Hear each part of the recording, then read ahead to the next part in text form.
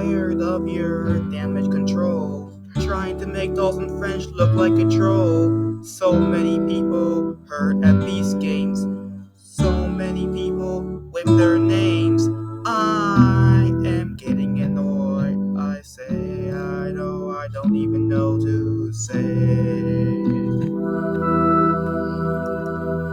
Jimmy, it ain't enough. I know it's getting rough. What? It was a quiet day for the Mr. Beast allegations. Until one day, Mr. Beast's best friend gets exposed as a perv. A few days later, came another guy named Dawson French. Dawson French seemed like a very good guy in the beginning.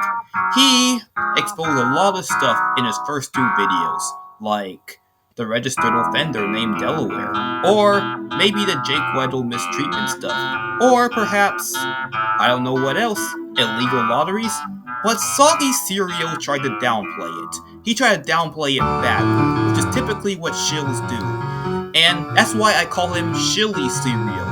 But needless to say, Soggy Cereal downplays stuff, but he doesn't answer it completely, because he knows he's trying to deceive the public, because he's paid to.